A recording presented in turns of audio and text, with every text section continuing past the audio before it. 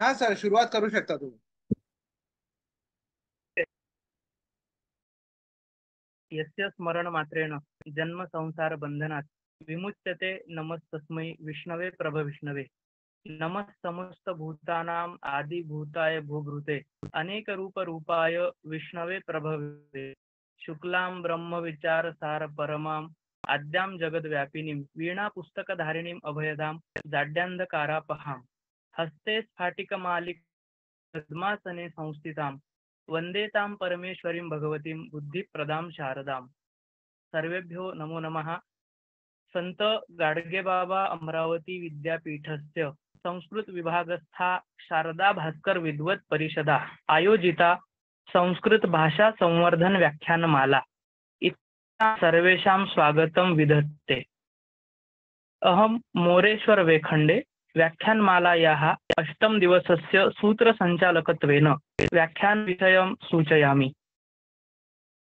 अद्यत्वस्य व्याख्यानस्य विषयः वेदाङ्गपरिचयः अस्ति. अद्य व्याख्यातारूपेण लभमानाः महोदयाः प्राध्यापक डॉक्टर प्रज्ञा इंगळेवर्या महोदया अमरावत्याः महात्मा ज्योतिबा फुले महाविद्यालये संस्कृत प्राध्यापिकारूपेण कार्यं कुर्वती अस्ति. महोदया संस्कृत विषये MA B.Ed MPhil अस्ति. महोदयायाः शोधविषयः प्रज्ञाचक्षु श्री संत गुलाबराव महाराज यांच्या दार्शनिक अभिनव विचारांचे चिकित्सक अध्ययनम इति अस्ति. अस्मै शोधकर्मणे गूढविषयवती आचार्या अस्ति.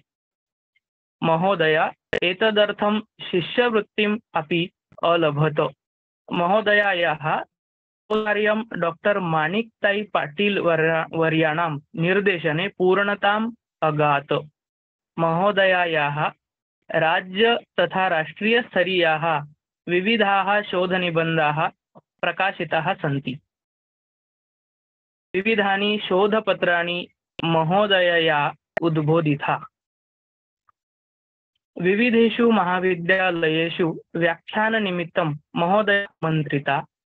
विषयतज्ञरूपेण साक्षात्कारेषु आमन्त्रिता. महोदया राष्ट्रीय सेवा योजना कार्यक्रम अधिकारी रूपेण 6 वर्षाणि कार्यम् अकरोत्. विश्व संस्कृत प्रतिष्ठान इत्यस्य विदर्भ शाखायाः प्रचारक रूपेण कार्यं करोति. राष्ट्रीय स्तरीय एकदिवसीय परिषदः आयोजनं तथैव विविधानां कार्यशालानाम् अपि आयोजनं समासाधितम्. एतादृशाः नानाशास्त्रविशारदाः विविधकर्मभूताः संस्कृताचार्याः महोदयाः अहम् अनुरुन्धे यत् ताः स्वकीयोद्बोधनम् आरभन्ते.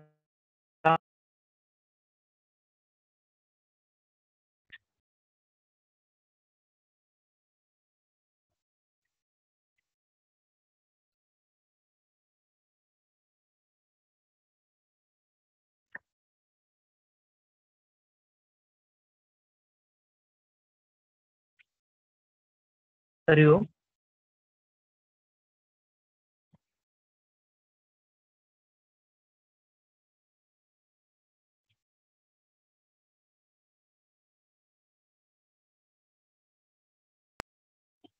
हॅलो, नमो नमः सर्वेषां.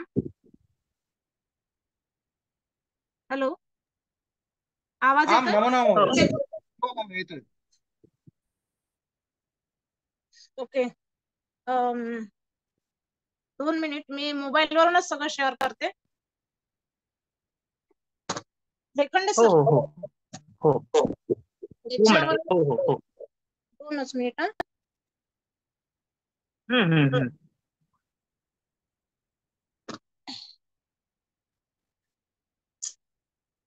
हॅलो. हो बोला मॅडम, बोला. हा, नमस्कार सगळ्यांना. या देवी सर्वभूतेषु बुद्धिरूपेण संस्थिता. नमस्तस्यै नमस्तस्यै नमस्तस्यै नमो नमः. आज संत गाडगे बाबा अमरावती विद्यापीठ अमरावती यांच्या यांच्याद्वारे आयोजित स्नातकोत्तर MA विभागाद्वारे दशदिनात्मक व्याख्यानाचे आयोजन करण्यात आलेले आहे. या व्याख्यानाअंतर्गत आजपर्यंत 8 व्याख्यानाचं आयोजन करण्यात आलेलं आहे. आजच्या या व्याख्यानासाठी मला यांनी संधी दिलेली आहे. त्यासाठी मी सर्वात पहिले सर्वांचा आभार व्यक्त करते. सर्वप्रथम या व्याख्यानाला उपस्थित असलेले सर्व विद्वज्जन, माझे प्रिय विद्यार्थी मित्रांनो, एखंडे सर हो मॅडम, हो हो बोला. स्क्रीन शेअर कराल का? हो हो चालेल चालेल. मला शेअर करायचे असं म्हणताय? हो, कारण हो इथे हो. लॅपटॉपचा प्रॉब्लेम आलेला आहे. बरं बरं. पुन्हा तोच प्रॉब्लेम आला काहीतरी. सन्माननीय शेअरिंग. एक मिनिट सर. सन्माननीय देशमुख मॅडम, स्नातकोत्तर MA विभागाचे सन्माननीय Rahul Lodha sir, Rekhande sir, Balgujar madam, तसेच सर्व उपस्थित आजच्या या व्याख्यानाला उपस्थित सर्व संशोधक, विद्यार्थी आणि प्रिय विद्यार्थ्यांना, आज माझ्या व्याख्यानाचा विषय आहे वेदांगाचा परिचय. सर नेक्स्ट, मी सहाय्यक प्राध्यापक प्रज्ञा इंगडे आपलं आजच्या या व्याख्यानाला सर्वांचं स्वागत करते आणि माझ्या व्याख्यानाला सुरुवात करते. Sir next. सर थोडं मोठं करता येईल का? मोठं करता येईल का सर? केला मॅडम. हा. वैदिक साहित्याचे चतुर्वेद अर्थात, आता सगळ्यात पहिले आपण बघितलं तर आपल्या संस्कृत साहित्यामध्ये लौकिक साहित्य आणि वैदिक साहित्य असे प्रकार पडतात. त्यामध्ये वैदिक कालखंड जो भाग आहे, त्या वैदिक कालखंडामध्ये वेद काळातले जे काही साहित्य आपण ऐकतो, त्यामध्ये 4 वेद असतील, नंतर ब्राह्मण ग्रंथ असतील, आरण्यक ग्रंथ असतील, ह्या सगळ्यांचा समावेश आहे. आणि लौकिक साहित्यामध्ये आपल्याला नाटक आहे, पंचमहाकाव्य आहे, चंपू काव्य आहे, खंडकाव्य आहे, या सर्वांचा परिचय आपल्याला आहेच. परंतु आज माझा जो विषय आहे तो वेदांगाचा आहे. तो वेदांग हे आपल्याला वेद काळामध्ये होऊन गेलेले दिसून येतात. वैदिक साहित्याचे आपण चतुर्वेद पाहतोय पहिले, अर्थात ऋग्वेद, यजुर्वेद, सामवेद आणि अथर्ववेद, ब्राह्मण ग्रंथ, आरण्यक ग्रंथ आणि उपनिषद ग्रंथ. यानंतर जे साहित्य निर्माण झालं ते म्हणजे वेदांग. या वेदांगाला या साहित्य प्रकारामध्ये अत्यंत महत्वाचे स्थान आहे. वेदांग हा शब्द वेद या संस्कृत धातूपासून तयार करण्यात आलेला आहे. या वेद धातूचा अर्थ ज्ञान असा होतो. वेदाचे वास्तविक अर्थाचे ज्ञान जाणण्यासाठी जे आवश्यक साधन आहे त्याला वेदांग असे म्हणतात. एखंडे सर ऐकायला येत आहे ना? हो हो हो मॅडम, हो हो व्यवस्थित आहे. हो. वेदांचे वास्तविक अर्थाचे ज्ञान जाणण्यासाठी जे आवश्यक साधन आहे त्याला वेदांग असे म्हणतात. वेद वाङ्मय हे भारतीय संस्कृतीचा अविभाज्य घटक म्हणता येईल. वेदांग म्हणजे वेदाचे अवयव. याची संख्या एकूण 6 आहे. आपण म्हणतो की वेद वाङ्मय हे भारतीय संस्कृतीचा अविभाज्य घटक म्हणता येईल, कारण यामध्ये ज्याप्रमाणे ऋग्वेद, यजुर्वेद, सामवेद, अथर्ववेद या वेदांना व्यक्ती म्हणून 6 उपयुक्त शास्त्रे ही त्या व्यक्तीची अंगे म्हणजेच अवयव आहे असं म्हटलं तरी काही हरकत नाही. अशी कल्पना अगोदरच लिखित केलेली आहे. ही 6 शास्त्रे म्हणजे वेदांग होय. Sir next. हो हो. नेक्स्ट. खाली एक मिनिट सर, पहिल्या स्लाइड इथे की नाही दिस मीटिंग इज कंटिन्युअस, हा थोडासा सिम्बॉल जो आहे तो खाली घेतला तर येणार नाही का? त्या स्लाइड मधलं थोडं कटत आहे. कटत आहे म्हणजे मला दिसत नाहीये. म्हणजे कसं काय करायचं मॅडम?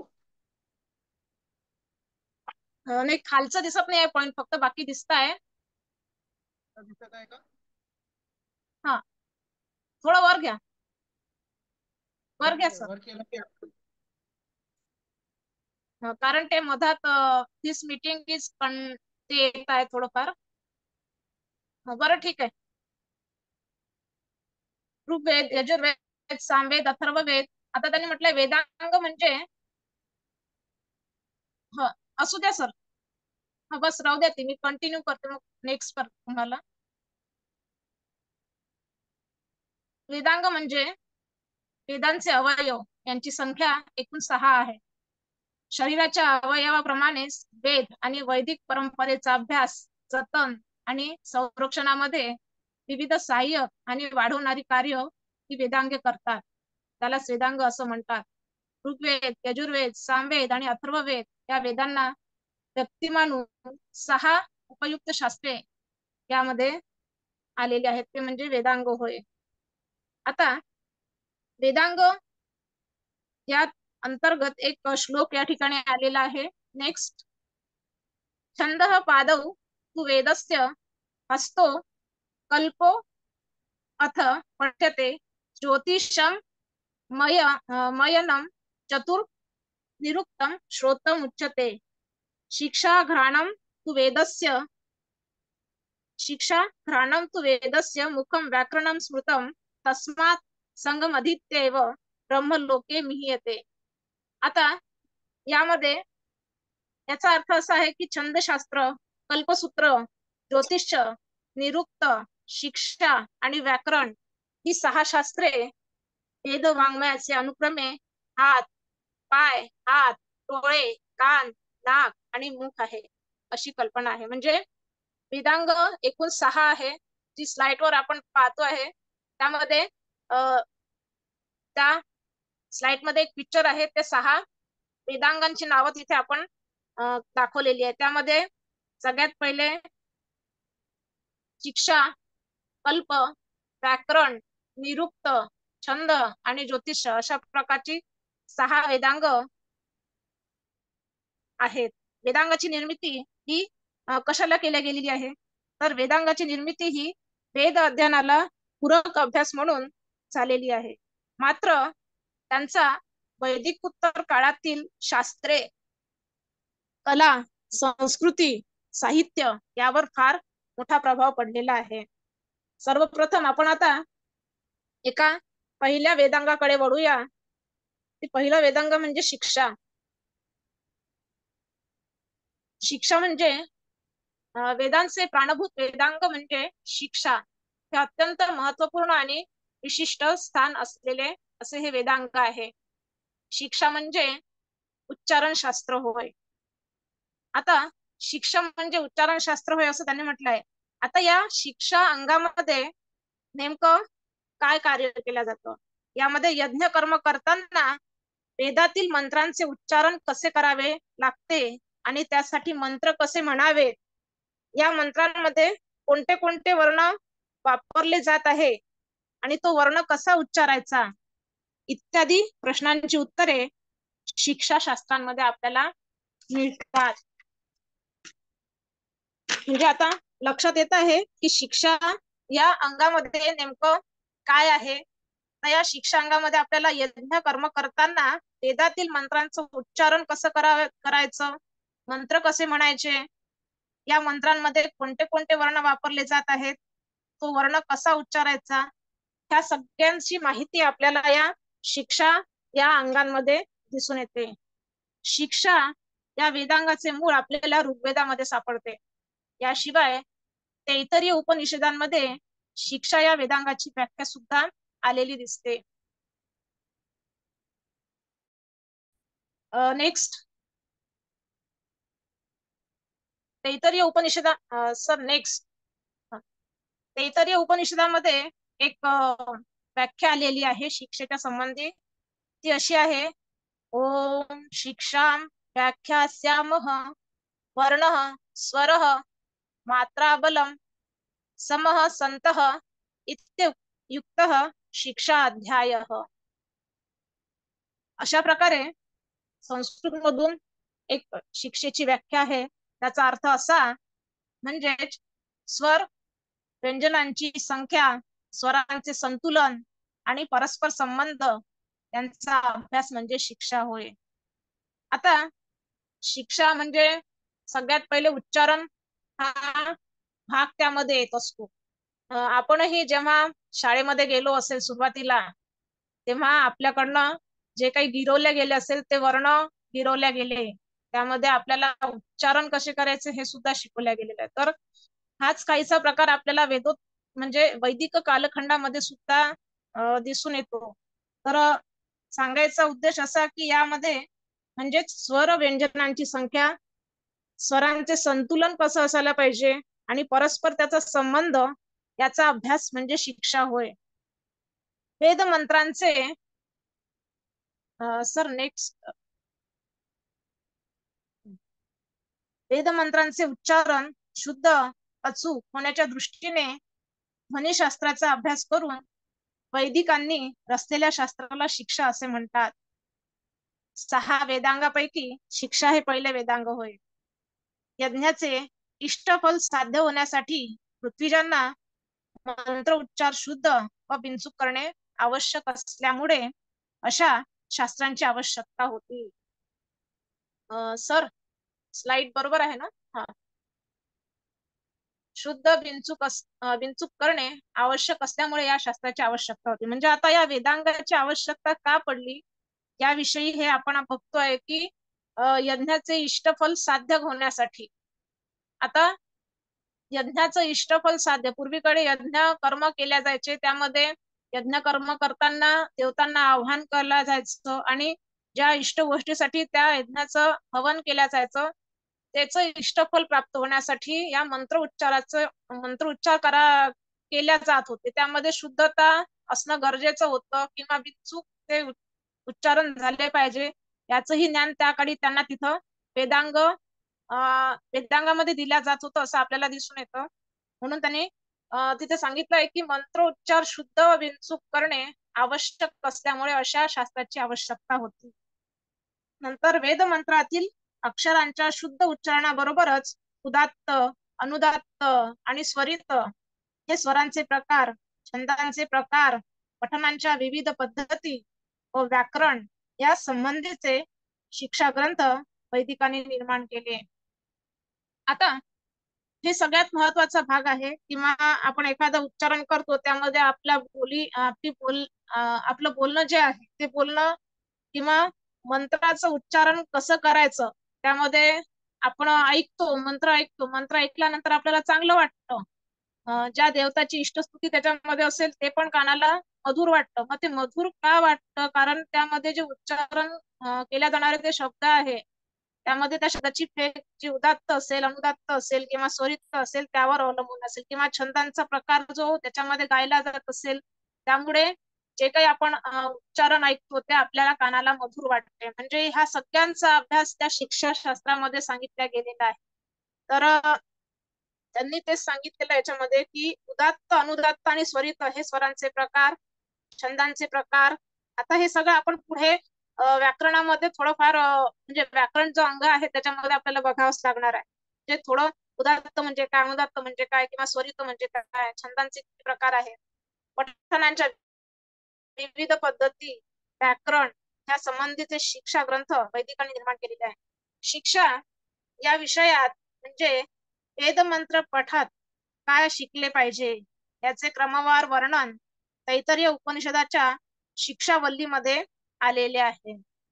वर्ण, स्वर, मात्रा म्हणजे स्वर उच्चार करायलाच लागणारा वेळ. आता मात्रा आपण शिकलेलो आहे पाणिनीयाच्या अष्टाध्यायी ग्रंथामध्ये 5व्या किंवा 6व्या नंबरचं जे सूत्र आहे त्यामध्ये मात्रा हा एक सूत्राच्या अंतर्गत येणारा भाग आहे. त्यामध्ये आपण 3 मात्रांचा समावेश पाहतो की दीर्घ म्हणजे ह्रस्व स्वर, दीर्घ स्वर आणि प्लुत स्वर या स्वरांना उच्चारायला जी काही वेळ लागते त्याला मात्रा अशी म्हटल्या जाते.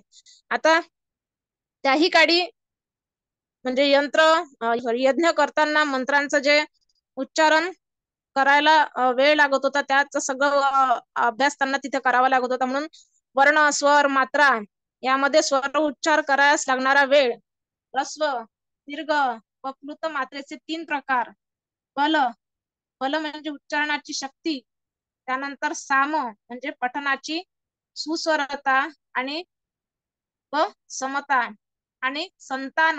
आता आपण जो काही सुरुवातीला पहिला श्लोक पाहिलेला होता त्यामध्ये हे सगळे एक एक शब्द आलेले आहे. मात्रा, बलम, साम, संतान याचेही सगळे स्पष्टीकरण आपण पाहतो आहे.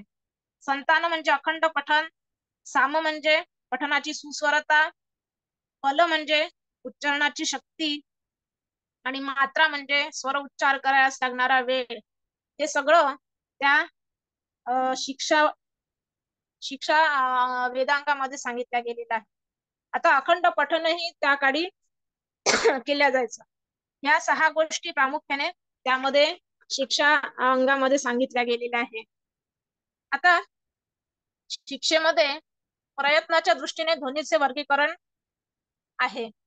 तर यात प्रयत्न 2 प्रकारचे आहे, अभ्यंतर प्रयत्न आणि बाह्य प्रयत्न. आता अभ्यंतर प्रयत्न आणि बाह्य प्रयत्न आपण अभ्यासले असणार. कोणी आहे का सांगणार? अभ्यंतर प्रयत्न आणि बाह्य प्रयत्न आपण कुठे अभ्यासले? कोणी सांगू शकेल? हा, आता अभ्यंतर प्रयत्न आणि बाह्य प्रयत्न आपण अष्टाध्यायी या अष्टाध्यायी नावाच्या ग्रंथामध्ये ऐकलेले आहे. म्हणजे पाणिनीय अष्टाध्यायी जे आहे त्यामध्ये 10वं सूत्र आहे. त्या 10व्या सूत्रामध्ये सगळे स्थान आणि प्रयत्न सांगितलेले आहे. त्या सगळ्या स्थान प्रयत्नामध्ये ध्वनीचंच वर्गीकरण आपण म्हणू शकू की प्रयत्न, अभ्यंतर प्रयत्न आणि बाह्य प्रयत्न. आता यामध्ये अभ्यंतर प्रयत्न 5 प्रकारचे आणि बाह्य प्रयत्न 11 प्रकारचे आहे. हे आपल्याला सर्वांना माहिती आहे. सांगण्याची गरज आहे का? त्यामध्ये अभ्यंतर प्रयत्नामध्ये स्पृष्ट, इसस्पृष्ट, ईषद विवृत्त, विवृत्त, संवृत्त हे 5 प्रकार त्यामध्ये येतात. त्यानंतर बाह्य प्रयत्न, त्याला यत्न हा शब्द तिथं दिलेला आहे. तर तो यत्न त्यामध्ये 11 प्रकार आहे. आता हे जेव्हा आपण वर्ण उच्चारण करतो तेव्हा ह्या सगळ्या प्रयत्नाचा वापर आपण वर्ण उच्चारण करत असताना करत असतो. आता जसं म्हणतो अकुह विसर्जनीय कंठ, ऋतुरषाणा मूर्धा. आता हे सगळे स्थान आहेत आणि कख गघ कुटू तुटुपू असं एक तिथे सूत्रांमध्ये आहे. म्हणजे क वर्ग, च वर्ग, ट वर्ग, त वर्ग, प वर्ग. आता ह्या प्रत्येक वर्गामध्ये जे वर्ण आहे, जसं आपण एक उदाहरण म्हटलं तर क वर्ग जो आहे तो क वर्गाचे उच्चारणाचे स्थान आहे कंठ. तर आता या अभ्यंतर प्रयत्नामध्ये कुठे येतात, बाह्य प्रयत्नामध्ये कुठे येतात, आता हे सगळं त्याच्यामध्ये सांगितलेलं. आता शिक्षा ग्रंथामध्ये ह्या सगळ्यांचा अभ्यास आलेला आहे आणि अष्टाध्यायी ग्रंथामध्ये सुद्धा याचा उल्लेख आहे. प्रयत्न सांगितलेले आहे, स्थान सांगितलेले आहे. त्यानंतर आता जेव्हा या शिक्षांगामध्ये हेही सांगितलं आहे की अधम आणि उत्तम प्रकारचा पाठक याचे लक्षण कसे असायला पाहिजे. कारण प्रत्येक पाठक किंवा जो काही मंत्र म्हणणारा असेल तो अधम असेल तर तो त्याचे लक्षण कसे, किंवा उत्तम पाठक असेल तर त्याचे लक्षण कसे. आपण म्हणतो ना की वाचताना योग्य प्रकारे वाचल्या गेलं पाहिजे, बोलल्या गेलं पाहिजे, किंवा त्याच्यामध्ये लयबद्धता असली पाहिजे. ह्या सगळ्या गोष्टी आपण प्रकर्षाने पाळतो. तर इथे त्यांनी पाठकाचे लक्षण सांगितलेले आहे. अधम पाठकाचे लक्षण कसे असतील? अधम म्हणजे जो चुकीचं बोलतो, चुकीचं वाचतो अशा पद्धतीचा. त्यामध्ये त्यात भरभर वाचणारा तो असेल, डोके हलवून वाचणारा असेल. बऱ्याच विद्यार्थ्यांना सवय असते की बरोबर वाचतात, फक्त ते ओव्हरलुक असं आपण इंग्लिश मध्ये म्हणतो ना, ओव्हरलुक करणे, तसातला एक प्रकार. डोके हलवून वाचणारा जसे पुस्तकात आहे तसेच विना आरोह अवरोह न म्हणजे न वाचणारा असा, अर्थ न समजता वाचणारा, मनातल्या मनात वाचणारे, असे अधम प्रकार पाठकाचे संबोधलेले आहे. म्हणजे नुसतं सगळ्याच गोष्टीबाबत त्यांनी जरी इथे सांगितलं असेल तरी अधम पाठकाचे पण लक्षण त्या ठिकाणी सांगितलेले आहे. आता उत्तम पाठक नेमका कसा? उत्तम पाठकामध्ये उच्चारणात माधुर्यता असते, स्पष्टता, पदछेद, सुस्वर, धैर्य तथा लयबद्धता, लयबद्ध वाचणारा हा उत्तम पाठक म्हणून त्याचं लक्षण आपण या शिक्षा अंगामध्ये पाहू शकतो. आता वेद काळापासून ह्या गोष्टी आपण ऐकतो आहे, पाहतो आहे.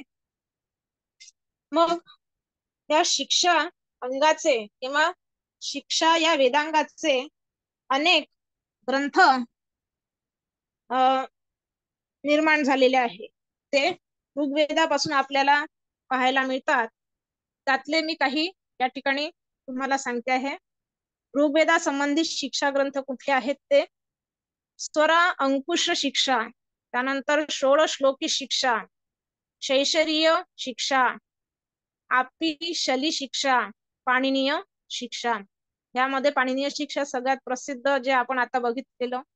त्यानंतर सामवेदामधलं सामवेदा संबंधी शिक्षा ग्रंथ जे आहे त्या ग्रंथांमध्ये गौतमी शिक्षा, लोमशी शिक्षा, नारदीय शिक्षा ह्या शिक्षा ग्रंथ त्या ठिकाणी प्रसिद्ध आहे. त्यानंतर यजुर्वेदा संबंधी बरेचसे शिक्षा ग्रंथ आपल्याला पाहायला मिळतात. त्यामध्ये याज्ञवल्क्य शिक्षा असेल, वशिष्ठी शिक्षा असेल, कात्यायनी शिक्षा, पाराशरी शिक्षा, मांडिक्य शिक्षा, अमोधा नंदिनी शिक्षा, लघु अमोघ नंदिनी शिक्षा, मध्यांदिनी शिक्षा, वर्णरत्न प्रदीपिका शिक्षा, केशवी शिक्षा, हस्त स्वर प्रक्रिया अवसान निर्णय शिक्षा, स्वर भक्ती लक्षणा परिशिष्ट शिक्षा, क्रमसंधान शिक्षा आणि मनस्वर शिक्षा. अशा प्रकारच्या या शिक्षा ग्रंथ यजुर्वेदामध्ये आपल्याला आलेल्या दिसतील.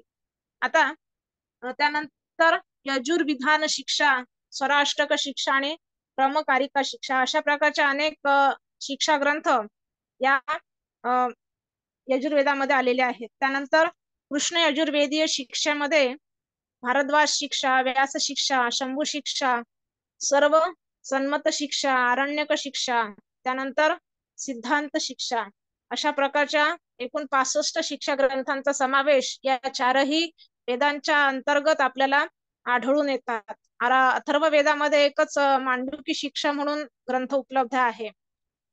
तर अशा प्रकारच्या या शिक्षा अंगामध्ये येणारे हे सगळे ग्रंथ वाचकांनी अभ्यासाला पाहिजेत. या अंगाचा उद्देश आपण बघूया.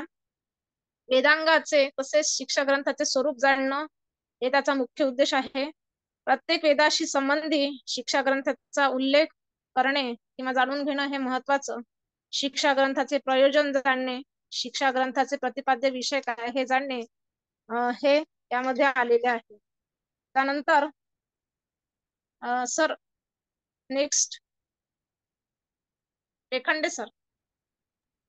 हो हो मॅडम. हो. नेक्स्ट प्रतिशाख्य जे आहेत, प्रतिशाख्य ग्रंथांमध्ये आता दुसरा शिक्षेच्या संबंधी दुसरं एक अंग आहे ते प्रतिशाख्य. त्यामध्ये शिक्षेत वर्णाची सामान्य चर्चा असते, पण प्रतिशाख्यात त्याचा विशेष विचार असतो. दोघात क्वचितच विषय साम्य असते. प्रतिशाख्य म्हणजे विशिष्ट शाखेच्या वेदाचे उच्चारण, व्याकरण वगैरे दृष्टीने चर्चा करणारा ग्रंथ म्हणजे प्रतिशाख्य. ब्राह्मण ग्रंथांच्या काळात वैदिक मंत्र मौखिक परंपरेने टिकले. आता याच्याकडे आवर्जून लक्ष द्या, कारण प्रतिशाख्य निर्माण होण्याचा मागचा उद्देश हाच होता की जसा जसा काळ बदलत गेला तसा तसा त्यामध्ये बदल होत गेले आणि ते बदल त्यांना स्वीकारावे लागले. म्हणून ह्या सगळ्या शास्त्रांत प्रतिशाख्यांची निर्मिती झाली असं आपल्याला म्हणायला हरकत नाही.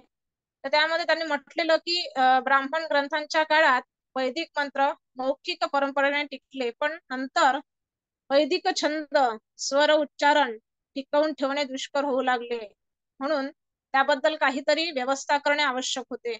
आणि वैदिक ब्राह्मणांच्या काळात हा उहापोह चालू होता. जेव्हा वैदिक स्वर व उच्चारण सर थोडस स्लाइट वरती करा, दिसत नाहीये, थोडं वरती करा. सर्व उच्चारण स्वर व उच्चारण यांचे नियम बनवण्यात आले, तेव्हा वेदाच्या छंदबद्ध भाषेचे शिस्तबद्ध रूप प्रकट झाले. ती सर्व प्रतिशाखेमध्ये समाविष्ट आहे. म्हणजे जसा जसा काळ बदलत गेला तसं तसं या सगळ्या कार्यांमध्ये अडथळे निर्माण झाले. म्हणजे काही स्वर उच्चारणांमध्ये बदल व्हायला लागले, तर ते योग्य रीतीने जतन केल्या गेल्या पाहिजे. त्याचे नियम आणखीन सोप्या पद्धतीने कसे करायला पाहिजे, या सगळ्याचा अभ्यास या प्रतिशाख्यांमध्ये आपल्याला आलेला दिसतो. नेक्स्ट दुसरं आहे कल्पसूत्र. वेदांगाचं दुसरं अंग कल्प. कल्पसूत्राचा वेदांगाच्या 6 शाखांपैकी कल्प हे एक अंग आहे. अर्थात वेदांताशी जोडलेले जणू एक सहाय्यक विज्ञानच होय. आपण म्हणतो की संस्कृत हे साहित्य नुसतं अध्यात्माकडे वळते, परंतु तसं जरी बरोबर असलं तरी एक जमेची बाजू त्यामध्ये आपल्याला बघता येईल की संस्कृत म्हणजे विज्ञान. त्यामध्ये सगळ्या विज्ञान शाखेचे अंतर्गत मग ते आजच्या काळातला संगणक असेल त्याच्याशी ते जुडलेलं आपण पाहतो. तर वेद काळात सुद्धा विज्ञान या सगळ्या वेदांगामध्ये म्हणा किंवा वेदशास्त्रांमध्ये म्हणा आपल्याला आलेलं दिसतं. तर म्हणून त्यांनी म्हटलेलं आहे की हे एक सहाय्यक विज्ञानच होय. त्यानंतर हिंदू धर्माचे धर्मग्रंथ अभ्यासाचे हे क्षेत्र वैदिक विधी प्रथेशी संबंधित प्रक्रिया आणि समारंभावर केंद्रित आहे. आता कल्प हा जो आहे तो कशासाठी आहे, तर त्यांनी म्हटलंय हिंदू धर्माचे धर्मग्रंथ अभ्यासाचे हे क्षेत्र वैदिक विधी प्रथेशी संबंधित प्रक्रिया आणि समारंभावर केंद्रित आहे. कल्प म्हणजे कर्मकांड किंवा धार्मिक क्रियाकल्प होय. आता कल्प म्हणजे काय की कर्मकांड किंवा धार्मिक क्रियाकल्प होय. कल्पसूत्राचा अर्थ म्हणजे आचार सूत्र होय. आता आचार सूत्र म्हणजे आचरण कसं करायचं ह्या बाबतीत त्यामध्ये पूर्णपणे माहिती दिलेली आहे. ऋग्वेदामध्ये प्रतिशाखेविषयी सांगितल्या गेलेल्या आहे. कल्पन आता यामध्ये थोडी स्लाइड वरती करता का सर?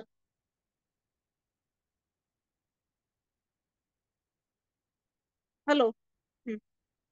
कल्पो वेद विहितानां कर्माणां मनु पुण्येन कल्पना शास्त्र. कल्प म्हणजे काय? वेद प्रतिपादित कर्माचे योग्य प्रकारे विचार प्रस्तुत करणारे शास्त्र म्हणजे कल्पशास्त्र आहे. आता यामध्ये कल्प म्हणजे वेद प्रतिपादित कर्माचे योग्य प्रकारे विचार प्रस्तुत करणारे शास्त्र म्हणजे कल्पशास्त्र आहे. आता ह्या कल्पशास्त्राचे आपण एकूण किती भाग पडतात याकडे वळूया. कल्पशास्त्राचे एकूण 4 प्रकार पडतात. त्यामध्ये श्रौतसूत्र, गृह्यसूत्र, शुल्बसूत्र आणि धर्मसूत्र अशा 4 प्रकारच्या ग्रंथांना कल्पसूत्र म्हटल्या गेलेलं आहे. श्रुतींनी म्हणजेच सर नेक्स्ट साइड.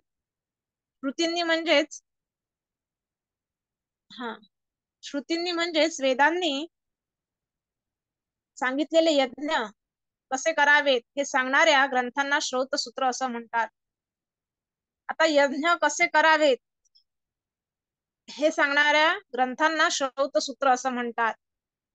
आता हा जो विषय आपण पाहतोय वेदांग, हा वेदांग विषय विशेष करून नेट सेट किंवा MA या विद्यार्थ्यांकरता असतो, पण याचा अभ्यास आपण BA ला असताना जरी केला तरी पुढच्या शिक्षणाच्या दृष्टिकोनातून तो महत्वाचा आहे. म्हणून आवर्जून याच्याकडे लक्ष द्या की या कल्पसूत्रामध्ये 4 भाग आहेत. त्यामध्ये श्रौतसूत्रे, गृह्यसूत्रे, शुल्बसूत्रे आणि धर्मसूत्रे यांचा समावेश आहे.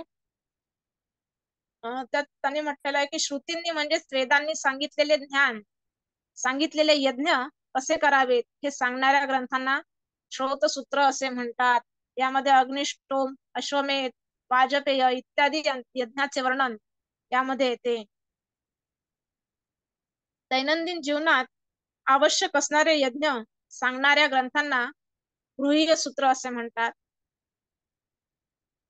आणि काय म्हटलेलं आहे की दैनंदिन जीवनात आवश्यक असणारे यज्ञ सांगणाऱ्या ग्रंथांना गृह्य सूत्र म्हणतात. मनुष्य जन्माला आल्यापासून त्याच्या मृत्यूपर्यंत करण्यात येणारे संस्कार, वास्तुपूजन विधी, काही प्रकारांच्या शांती इत्यादी वर्णन ह्या गृह्य सूत्रामध्ये समाविष्ट होतात. हे सगळे आपण सूत्र स्पष्टपणे आपण पुढे पाहणारच आहोत, पण नेमकं त्यामध्ये काय काय महत्वाच्या बाबी येतात हे आता मी तुम्हाला सांगते आहे. यज्ञवेधी, यज्ञकुंडे आणि यज्ञशाळा बांधताना आता गृह्य सूत्र म्हणजे काय नेमकं, आता आपण बघितलं की दैनंदिन जीवनात आवश्यक असणारे यज्ञ सांगणाऱ्या ग्रंथांना गृह्य सूत्र असं म्हणतात. मनुष्य जन्माला आल्यापासून त्याच्या मृत्यूपर्यंत करण्यात येणारे संस्कार, वास्तुपूजन विधी, काही प्रकारच्या शांती या सगळ्यांचं वर्णन गृह्य सूत्रामध्ये आढळून येते. तर यज्ञवेदी, अग्निकुंडे आणि यज्ञशाळा बांधताना मोजमापनासाठी दोरी आवश्यक असते. या दोरीला शुल्ब असं म्हणतात. ते शुल्ब सूत्रामध्ये येतं. त्यात वेदी कशी बांधावी, वेदी म्हणजे यज्ञकुंड बांधताना यज्ञकुंड कसं बांधायचं, यज्ञकुंडाचे मोजमाप काय असेल, म्हणजे घेतलं आणि ठेवलं 4 विटा आणि यज्ञ तयार केलं असं नाही. म्हणजे पूर्वीच्या काळी हे जे गणितीय त्रिकोणमितीचं हे जे म्हणजे यज्ञ जे कुंड राहायचे त्यामध्ये मी थोडंफार सर्च केलं, त्यामध्ये मला दिसलं की गोलाकाराचे, गोल आकाराचे, त्यानंतर षटकोनी आकाराचे, असे लांब. मी पीपीटी तयार करताना ते टाकलेलं होतं, पण ती पीपीटी या ठिकाणी शेअर होत नाहीये, त्यामुळे तुम्हाला ते मी प्रतिमा त्याच्या म्हणजे दाखवता येत नाही मला. तर मी त्या सगळ्या घेतलेल्या होत्या. याच्या अगोदर असेल ते, याच्या अगोदर आहे सर किंवा याच्या नंतर असू शकतात. तर एक चालू ठेवा ते कंटिन्यू. तर एक सांगते की यज्ञवेदी, यज्ञकुंडी आणि यज्ञशाळा बांधताना मोजमापनासाठी दोरी आवश्यक असते. त्याला शुल्ब असे म्हणतात. यामध्ये वेदी कशा बांधावी, यज्ञकुंडाचे मोजमाप काय असावे इत्यादी माहिती या शुल्ब सूत्रामध्ये येतात. भारतीय भूमिती व त्रिकोणमिती यांचे प्राथमिक स्वरूप शुल्ब सूत्रामध्ये पाहायला मिळते. म्हणजे गणित ही जी काही आपण म्हणतो ही गणित वैदिक काळापासूनच आपल्या भारतामध्ये प्रचलित होती. त्यामध्ये किती प्रगती झाली होती, भूमिती असेल, त्रिकोणमिती असेल, ह्या सगळ्यांचा अभ्यास त्या काळातल्या लोकांना म्हणजे त्या विद्वान लोकांना होता, हे या ठिकाणी आपल्याला समजतं. शुल्ब सूत्र हे गणितीय शास्त्र म्हणून सुद्धा ओळखल्या जातं. तर मनुष्याने समाजात आता आणखी पुढचं जे आहे ते धर्मसूत्र. आता हे थोडक्यात मी सांगते, पण त्याचं स्पष्टीकरण पुढे येतच आहे. धर्मसूत्रामध्ये काय येतं की मनुष्याने समाजात वागताना कोणते नियम पाळावे या संबंधीचे विवेचन या धर्मग्रंथात धर्मसूत्रांमध्ये येतात. आता आपण श्रौतसूत्र बघूया. श्रौतसूत्राचं स्लाइड असेल सर.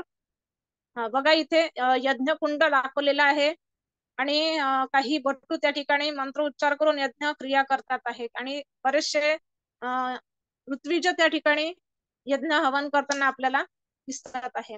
आता श्रौतसूत्र आपण विस्ताराने बघूया. संहिता आणि ब्राह्मण ग्रंथ यांचा विस्तार झाल्यानंतर त्यांच्यातील यज्ञ संस्थेचे सांगोपांग स्वरूप व्यवस्थित स्वरूपात एकत्र विषयवारीने उपलब्ध व्हावे म्हणून श्रौतसूत्रे निर्माण झाली. आता यज्ञ संस्थेचे सांगोपांग स्वरूप व्यवस्थित स्वरूपात एकत्र विषयवारीने उपलब्ध व्हावे म्हणून या श्रौतसूत्राची निर्मिती झाली. संहितांमध्ये व विशेषतः ब्राह्मण ग्रंथांमध्ये यज्ञ संस्था सांगोपांग पद्धतीने सांगितले असले तरी त्यात पदोपदी यज्ञातील प्रधान कर्म व अंगभूत कर्म यांचे विधान करीत आणि असमंत प्रकारची पद्धती यज्ञ विधान करीत आणि असमंत प्रकारची पद्धती अवलंबू नये असे विस्ताराने सांगितलेले असते. शब्दांचे व्याकरण दृष्ट्या योग्य किंवा अयोग्य असे मुख्यार्थ दिलेले असतात. हे सगळे विधी निषेध व्यतिरिक्त विवेचन वगळून शुद्ध कर्मकांड, कर्म उपयोगी मंत्राचे प्रतीके किंवा संबंध मंत्र हे सगळे श्रौतसूत्रात ग्रंथित केलेले दिसते. त्यामध्ये आणखी काय असतं बघा, अग्नीची स्थापना कशी करायची, अग्निहोत्र, दर्श पूर्णमास, चातुर्य मास, विविध सोमयाग, पितृमेध, पशुयाग इत्यादी नित्य नैमित्तिक यज्ञकर्म आणि कामेष्टी किंवा कात्यायन याग श्रौतसूत्रात सांगितल्या गेलेले आहेत. त्याबरोबरच वाजपेय, राजसूय, अश्वमेध, सौत्रामणी आणि सत्रे यांचे प्रतिपादन ह्या श्रौतसूत्रात केलेले आहे. आपण बराच वेळ अश्वमेध हे नाव ऐकतो. तर ह्या सगळ्या यज्ञकुंडांची, यज्ञविधीची पूर्ण माहिती या श्रौतसूत्रामध्ये आपल्याला आलेली दिसेल. त्यानंतरचं सूत्र आहे गृह्य सूत्र. बघा, मी म्हटलेलं ना की या यज्ञकुंडांची जी काही रचना असते त्यात ती दाखवलेली आहे. तर गृह्य सूत्रामध्ये कल्पाचा दुसरा भाग म्हणजे गृह्य सूत्र होत.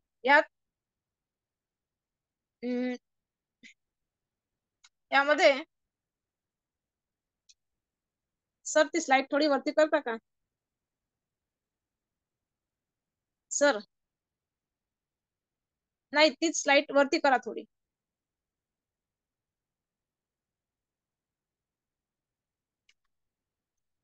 या सर ती मागची स्लाइड राहू द्या. गृह्य सूत्रात ज्या यज्ञाचं वर्णन येतं त्याला नित्य यज्ञ असे म्हटले जाते. त्यालाच पाकयज्ञ अशी संज्ञा आहे. पाकयज्ञ जे आहेत ती एकूण 7 प्रकारची आहे. त्यामध्ये पितृयज्ञ, पावर्ण यज्ञ, अष्टका, श्रवणा कर्म, आशुयुजी, आघ्रयणी, चैत्री या शिवाय पंचम महायज्ञ सांगितलेले आहेत. ते म्हणजे देवयज्ञ. त्या देवयज्ञामध्ये हवन वगैरे जे आपण करतो ती आहेत. त्यानंतर भूतयज्ञ म्हणजे बलिदानाच्या स्वरूपात जे यज्ञ कर्म केले जातात ती येतात. पितृयज्ञामध्ये तर्पण, पिंडदान, आता हे सर्व श्रुतच आहेत. त्यानंतर ब्रह्मयज्ञामध्ये वेद अध्ययन, वेद ध्यान असा त्यामध्ये एक यज्ञ प्रकार आहे. आणि मनुष्य यज्ञामध्ये अतिथी भोजन हा एक यज्ञ प्रकार त्यांनी पंचमहा यज्ञामध्ये सांगितलेला आहे. सर थोडं मोठं करा ती स्लाइड. ह्या गोष्टी अद्यापही प्रचलित आहेत. याचा उल्लेख शतपथ ब्राह्मणामध्ये केलेला आहे. गृह्य सूत्राचा तिसरा आणि महत्वाचा विषय आहे संस्कार वर्ण, म्हणजे 16 संस्काराचं वर्णन या गृह्य सूत्रामध्ये आपल्याला आलेलं दिसते. आता 16 संस्कार म्हणजे कोणती, तर त्या 16 संस्कार आपण जसं गर्भधारणेपासून तर अंत्येष्टीपर्यंत, गर्भधारणेपासून तर अंत्येष्टीपर्यंत जे काही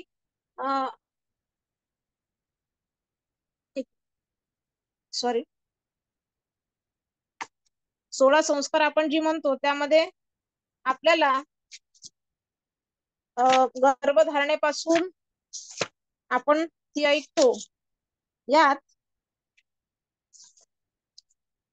16 संस्कारांचं वर्णन आपल्याला आलेलं दिसतं. त्यामध्ये गर्भधारण संस्कार, पुंसवन, सीमांतोयनम, जातकर्म, कर्णवेद, नामकरण, निष्क्रमण, अन्नप्राशन, चूडाकर्म, उपनयन, वेद आरंभ, समावर्तन, विवाह, वानप्रस्थ, संन्यास्त आणि अंत्येष्टी ह्या प्रकारचे 16 संस्कार याचं वर्णन या गृह्य सूत्राच्या अंतर्गत आपल्याला आलेलं दिसेल.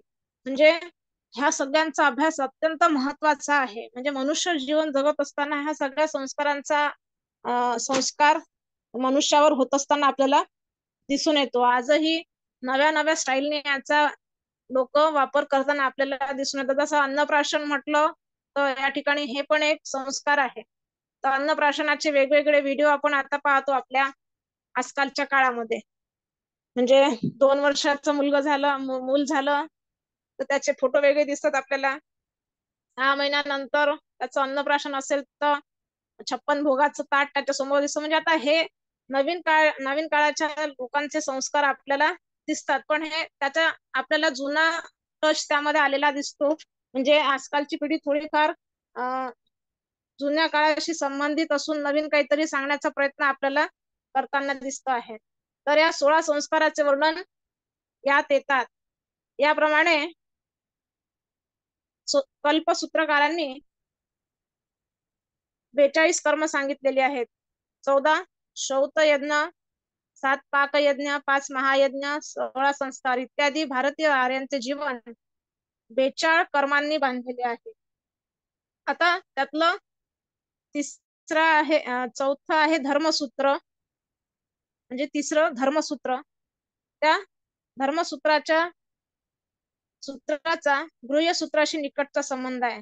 धर्म म्हणजे कर्तव्य कर्म, नियम, धार्मिक प्रथा, पद्धती इत्यादींमुळे धर्मसूत्रात यज्ञविषयक व सामाजिक विषयक नियम येतात. म्हणजे यामध्ये समाज विषयक नियम सुद्धा सांगितलेले आहे. बघा, प्रत्येक अंग हा किती महत्वाचा आहे. यामध्ये या कल्प अंगामध्ये ह्या सगळ्या गोष्टी ज्या सांगितल्या आहेत ते मनुष्यासाठीच म्हणजे आहे मनुष्यासाठीच, परंतु बारकाईने अभ्यास केला तर आपल्यावर बरेचसे संस्कार चांगले होऊ शकतील आणि त्या पद्धतीने माणूस चांगला जगू शकेल. आता यामध्ये कर्तव्य कर्म सांगितलेली आहे धर्मसूत्रामध्ये, नियम सांगितलेले आहेत, धार्मिक प्रथा सांगितलेल्या आहेत, त्याच्या पद्धती सांगितलेल्या आहेत. धर्मसूत्रात यज्ञविषयक व समाजविषयक नियम पण सांगितलेले आहेत. त्यात 4 वर्ण 4 आश्रम यांचे नियम धर्मसूत्राने म्हणजे यामध्ये सांगितलेले आहेत. वैदिक परंपरेतून या ग्रंथांची उत्पत्ती झाली म्हणून ती काव्य सूत्राचा भाग बनलेली आहे. आता यामध्ये या सगळ्या गोष्टी धर्मसूत्राच्या अंतर्गत आलेल्या आपल्याला दिसून येतात.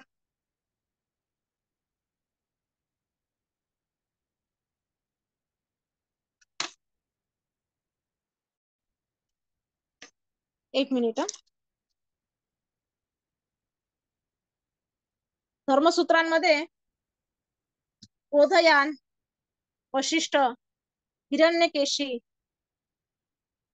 आता एक आणखी राहिलेलं हिरण्यकेशी, वैशानस आणि विष्णू धर्मसूत्र, तसेच आपस्तंभ धर्मसूत्र, कृष्ण यजुर्वेदावर आधारित हारित शंख धर्मसूत्र, शुक्ल यजुर्वेदावर उपलब्ध हे ग्रंथ आहेत. तसंच ऋग्वेद आणि सामवेदावर आधारित एक एक सूत्र धर्मसूत्र म्हणून प्रसिद्ध आहे. त्यामध्ये वशिष्ठ धर्म हे ऋग्वेदावर आधारित आहे आणि गौतम धर्मसूत्र या नावाने ओळखल्या जाते. सामवेदाचं अथर्ववेदावर कुठल्याही आधारित धर्मसूत्र उपलब्ध नाही आहे. आता शुल्बसूत्राचं या ठिकाणी आपल्याला एक प्रतीक दिसत आहे. बघा, शुल्बसूत्राचं कात्यायन श्रोतसूत्रम या नावाचं एक पुस्तक आहे, त्यावर हे चित्र होती, त्यामुळे मी तुम्हाला या ठिकाणी स्लाइड मध्ये दाखवते. तर हे सगळे साहित्य त्या ठिकाणी वापरल्या जायचे की यज्ञ विधी करताना किंवा यज्ञ कर्म करताना, यज्ञ विधी कशा तयार करताना या सगळ्या साहित्याची त्या ठिकाणी वापर केल्या जायचे. शुल्बसूत्रात भारतीय रेखा गणितीय ऐतिहासिक माहितीच्या दृष्टिकोनातून हा महत्वपूर्ण ग्रंथ मानला जातो. आता आपण अगोदरच बघितलं की या शुल्बसूत्रामध्ये काय काय केलं जातं की यज्ञविधी कशा तयार करायच्या किंवा त्याचं मोजमाप कसं असायला पाहिजे, ह्या सगळ्यांचं वर्णन, या यज्ञकुंड कसे असायला पाहिजे, यज्ञवेदी कशा असायला पाहिजे, यज्ञशाळा बांधताना त्याचं मोजमाप कसं असायला पाहिजे, ह्या सगळ्यांचं वर्णन या शुल्बसूत्रामध्ये आलेलं आहे. हे शुल्बसूत्र केवळ यजुर्वेदावर आधारित आहे,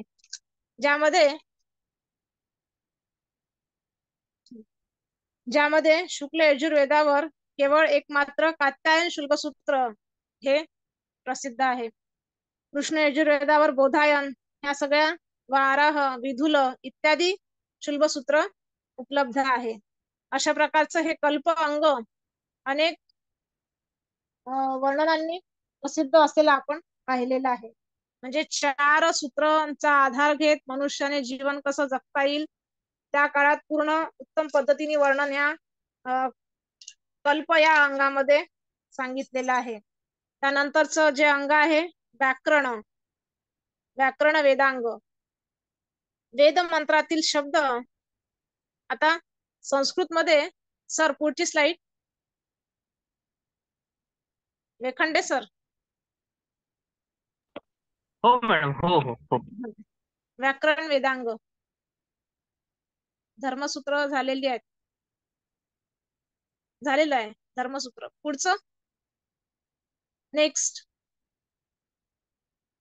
हा बघा इथे व्याकरण वेदांग दिलेलं आहे. व्याकरण म्हटलं की आपलं पहिलं नाव आपल्याला पाणिनी आठवतं आणि त्या पाणिनींची अष्टाध्यायी ही आठवते. म्हणून म्हटलं आहे की मुखम व्याकरणम स्मृतम व्याकरणम, म्हणजे वेद पुरुषाचं मुख म्हणजे व्याकरण समजल्या जातो. तर आता यामध्ये वेद मंत्रातील शब्द अपभ्रष्ट होऊ नये तसेच संधी होऊन शब्दात बदल होत असल्यामुळे मूळ शब्द कसा आहे तो कळावा तसेच अर्थही कळावा ह्यासाठी वैदिक मंत्राचा पदपाठ तयार करण्यात आलेला आहे. म्हणजे या व्याकरणामध्ये हा मुख्य उद्देश घेऊन वेदांगाची निर्मिती केल्या गेलेली आहे. म्हणजे वेद मंत्रातील शब्द अपभ्रष्ट होऊ नये तसेच संधी होऊन शब्दात बदल होत असल्यामुळे आता जसंच्या तसं खूप परंपरेने चालत नाही, त्यामध्ये बदल होतात. त्यामुळे बदल होत असताना मूळ तो कसा राहील हे कळण्यासाठी अनेक लोकांची म्हणजे प्रयत्न त्या ठिकाणी आपल्याला दिसतात. तो मूळ शब्द कसा असावा तो कळण्यासाठी किंवा त्याचा अर्थ काय हे कळण्यासाठी ह्या वैदिक मंत्राचा पदपाठ त्या काळी करण्यात आलेला होता आणि हे या वेदांगामध्ये आलेलं आहे. व्याकरण अंगाचा प्रमुख उद्देश म्हणजे वेद मंत्र हे सुरक्षित ठेवणे होय आणि त्यापासून गुरुगंभीर ज्ञानाला अभिव्यक्त करणे होय. म्हणजे हे वेद मंत्र सुरक्षित ठेवण्याचं कार्य ह्या व्याकरण अंगाने म्हणजे व्याकरण या वेदांगाने केलेलं आपल्याला दिसून येतं. विक्रियन्ते विचिक्षयन्ते शब्दा अनेन इति व्याकरणम, अर्थात ज्याद्वारा प्रकृती प्रत्ययाचे विवेचन केले जाते ते म्हणजे व्याकरण. आता अर्थात काय की विचारांच्या अभिव्यक्तीचे माध्यम म्हणजे भाषा होय.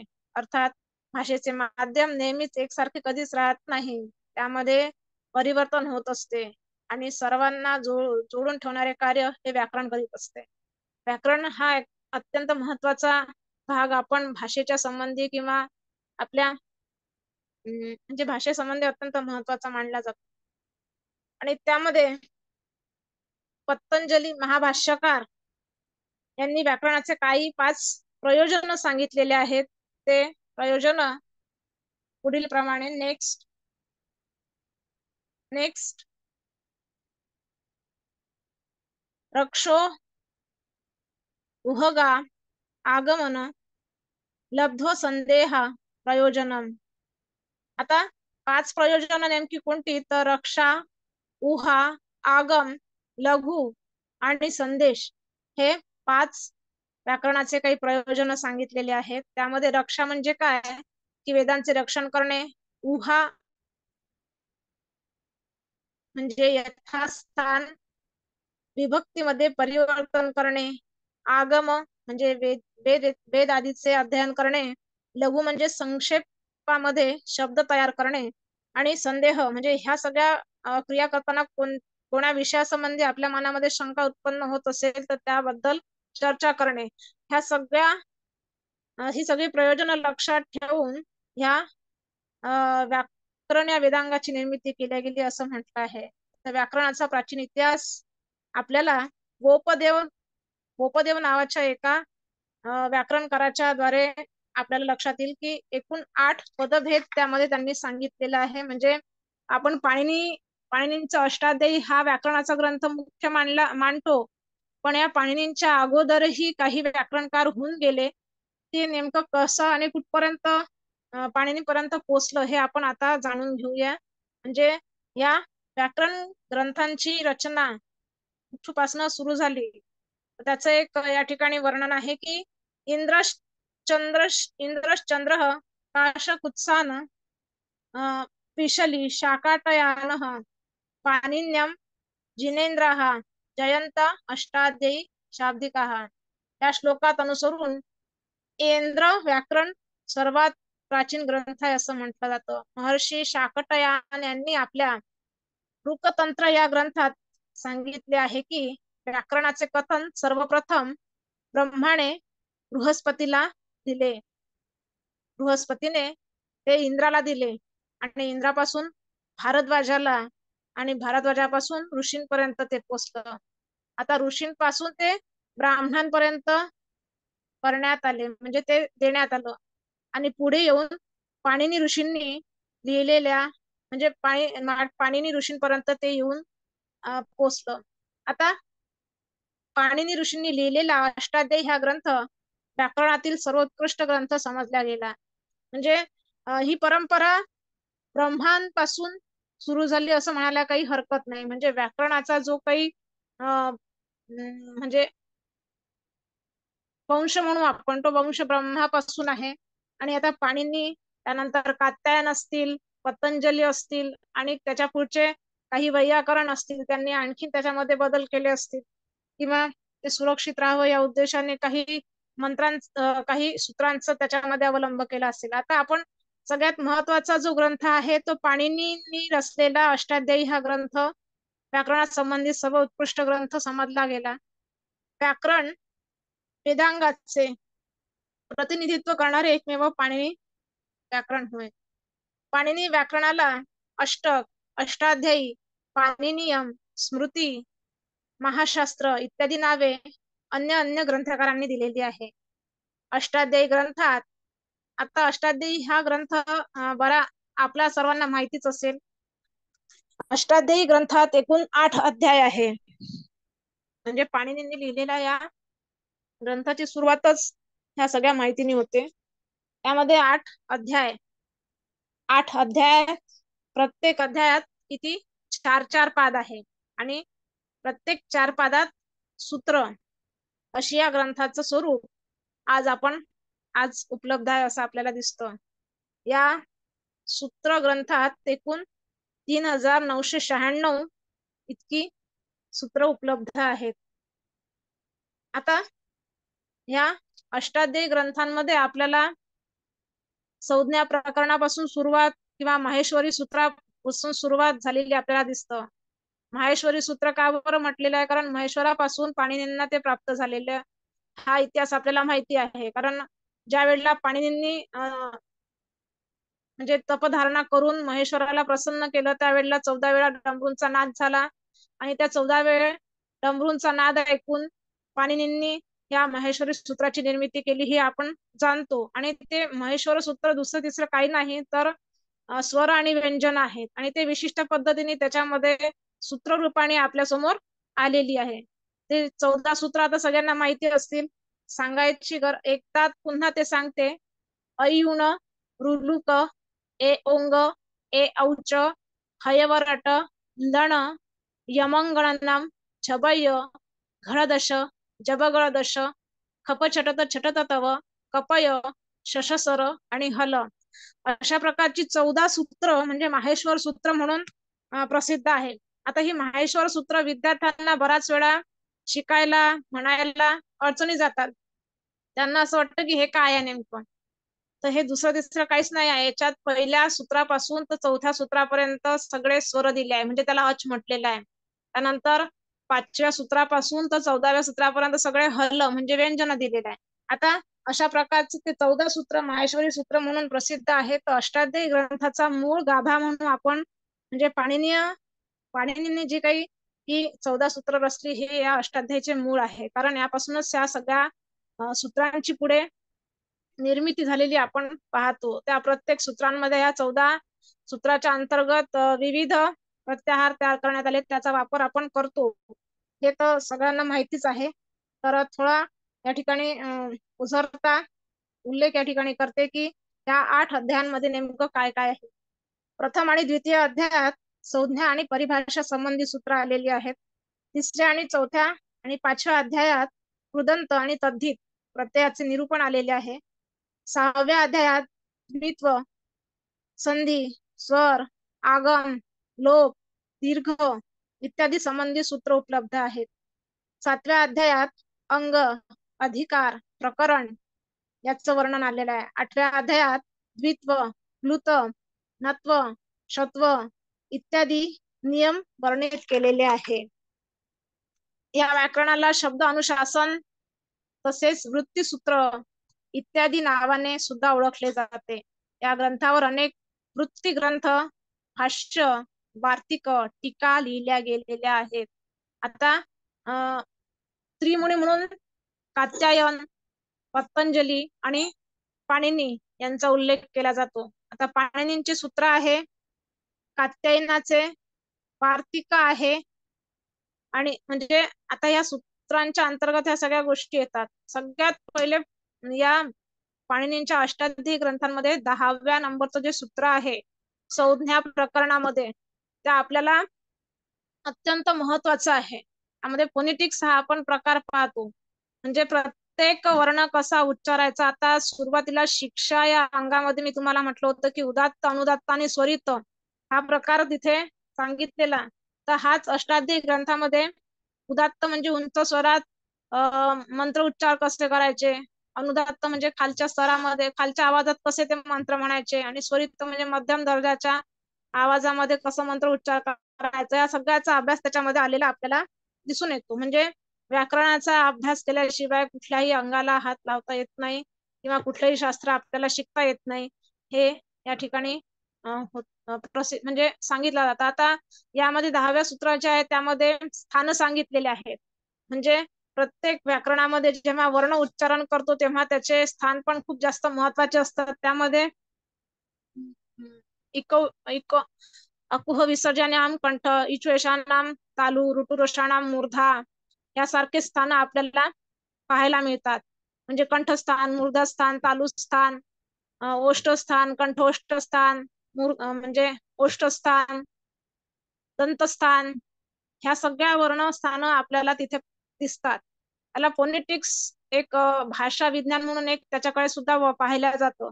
आता थोडं विषयांतर होण्यापेक्षा पाणिनीय अष्टाध्यायी ग्रंथामध्ये नेमकं काय आहे हे सांगण्याचा उद्देश माझा होता. तर हा व्याकरण ग्रंथ म्हणून प्रसिद्ध आहे. त्यानंतर पुढचं जो आहे तो छंद वेदांग, म्हणजे छंद वेदांग यामध्ये छंद हा पादव तू वेदस्य असं म्हटलेलं आहे. अर्थात छंद वेदांग हा वेद पुरुषाचा पाय या रूपाने स्वीकारलेला आहे, म्हणजे पाद या रूपाने स्वीकारलेला आहे. म्हणूनच वेद हे छंदमयी वाणी आहे. वेदामध्ये वेद मंत्रांमध्ये सम्यक उच्चारण आणि भावबोधनाच्या हेतूसाठी छंदाचे ज्ञान अत्यंत आवश्यक आहे. महर्षी कात्यायनाचे स्पष्ट कथन आहे की जो व्यक्ती छंद, ऋषी तथा देवदेवतांचे ज्ञानापासून हीन होऊन मंत्रांचे अध्ययन, अध्यापन तसेच यजन, याजन करतो त्याचे सर्व कार्य निष्फळ ठरतात. म्हणजे बघा, मंत्र उच्चारण करताना छंदांचाही वापर किती महत्वाचा आहे. म्हणजे एखाद्या वेळेला जो ब्राह्मण असेल तो ब्राह्मण ह्या सगळ्या गोष्टी त्याने शिकलेल्या असाव्यात. म्हणजे एखादा मंत्र जेव्हा तो म्हणतो त्यामध्ये मंत्र म्हणताना छंदांचाही वापर केला जातो. छंद म्हटल्याशिवाय त्या मंत्राला काहीही काय म्हणू आपण त्याला अर्थ राहणार नाही किंवा तो ऐकण्यास सुमधुर सुद्धा वाटणार नाही. तर तो छंद हा एक अंग वेदांगाचा अत्यंत महत्वाचा याच्यामध्ये आलेला आहे. म्हणून तुम्हाला त्या कार्याचं फळ प्राप्त करून घ्यायचं असेल तर तो छंद सुद्धा योग्य पद्धतीने उच्चारणं महत्वाचं आहे. छंद वेदांगाचे प्रतिनिधी ग्रंथ आचार्य पिंगल रचित छंदसूत्र मानले जाते. बघा स्लाइड मध्ये मी त्यांचं एक प्रतीक दाखवलेलं आहे. सूत्र शैलीने निबद्ध हा ग्रंथ एकूण 8 अध्यायांमध्ये विभक्त आहे, ज्यामध्ये प्रथम अध्यायांपासून ते चौथ्या अध्यायाच्या 7व्या सूत्रापर्यंत वैदिक छंदांचे लक्षण, त्यानंतर लौकिक छंदाचे लक्षण दिल्या गेलेल्या आहे. आता या छंदांसाठी काही व्याख्या आपण पाहूया. नाट्यशास्त्राचे प्रणेता भरत मुनींच्या अनुसार असं सांगितलेलं आहे छंदाची व्याख्या की छंदहीनो न शब्दो अस्ति न छंद शब्दवर्जितम. अर्थात छंदाशिवाय कुठलाही शब्द नाही किंवा छंदाशिवाय ते कुठलाही वर्जित केल्या जाऊ शकत नाही. आता त्यांनी इथे म्हटलंय निरुक्तकार यास्क यांनी छंद शब्दाची उत्पत्ती छद म्हणजे आच्छादित करणे ह्या धातूपासून बनवलेली आहे. या छंद म्हणण्याचे रहस्य हेच की वेदांचे आवरण हे होय. वैदिक छंदांची खास वैशिष्ट्य असे की लौकिक छंदाप्रमाणे यामध्ये लघु गुरु क्रमाचे काही विशेष नियम राहत नाही. यामध्ये फक्त अक्षरगणावर जास्त भर आलेला आपल्याला दिसून येतो किंवा अक्षरगणावर हे आधारित असतात छंद. आपण कसं छंद गातो मंत्र म्हणतो ते मंत्र सुद्धा कुठल्या एका विशिष्ट छंदावर आधारित असतात. ते आपण त्याविषयी काही विशेष जाणून घेण्याची आपल्याला म्हणजे आवड नसते, पण ते छंद आपण जे मंत्र म्हणतो ते मंत्र कुठल्या छंदामध्ये गायला गेले याचा जर का आपण अभ्यास केला तर आपल्याला विशेष त्यातलं रहस्य जाणून घेता येईल किंवा छंद हा प्रकार आपल्याला समजायला लागेल. आता यामध्ये बघा, ज्याप्रमाणे कोणताही मनुष्य आपल्या पायाच्या आधार घेऊन शरीर धारण करून एका स्थानापासून दुसऱ्या स्थानावर जातो, त्याचप्रमाणे परमेश्वराला काव्यरूप सर्व वेद सुद्धा गायत्री इत्यादी विविध छंदांमध्ये निबद्ध केलेले आहे. म्हणूनच वेद मंत्राची शुद्धता आणि त्याची लयबद्ध ज्ञान यासाठी छंदशास्त्राची आवश्यकता आहे. जर छंदशास्त्रांचे योग्य ज्ञान नसेल तर यजमानाला यथायोग्य फळ प्राप्त होत नाही, म्हणजे फळ प्राप्त होणार नाही. आता छंदांची काही लक्षणं आहेत. कात्यायनाच्या मतानुसार ज्या ठिकाणी अक्षरांची संख्या निश्चित असते त्याला छंद असे म्हटले जाते. म्हणजे आता आपण म्हटलं ना की अक्षर गणनावर हे छंद अवलंबून असतात. तर त्याचं पहिलं लक्षण आपण पाहतोय की कात्यायनाच्या मतानुसार ज्या ठिकाणी अक्षरांची संख्या निश्चित असते त्याला छंद असं म्हटले जाते.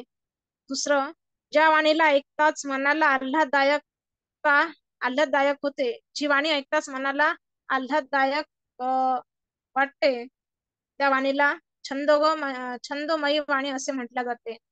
वेदामध्ये एकूण 7 छंदांचा नामोल्लेख शुक्ल यजुर्वेदाच्या संहितेमध्ये सांगितलेला आहे. आता ती कोणती आहेत तर गायत्री, त्रिष्टुप, जगती, अनुष्टुप, पंक्ती, बृहती तथा उष्णिक हे 7 वैदिक छंद आहेत. वैदिक छंदाचे मुख्यतः 2 भेद आहे. केवळ अक्षर गणनानुसार आणि पाद अक्षर गणनानुसार वेदांमध्ये ही छंद पाहायला मिळतात. तर त्यांमध्ये वेदांमध्ये प्रयुक्त एकूण 21 छंद आहे, जी 3 सप्तकात विभक्त आहे. ते 3 सप्तक खालील प्रमाणे. प्रथम सप्तकात गायत्री हा छंद आहे. गायत्री छंदामध्ये 24 अक्षर असतात. उष्णिक नावाचं छंद आहे, त्यामध्ये 28 अक्षर असतात.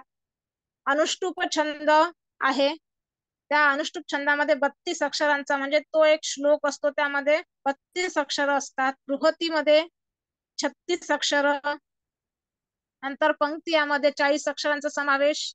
त्रिष्टुप छंदामध्ये 44 अक्षर असतात आणि जगती या छंदामध्ये 48 अक्षर म्हणजे असतात. आता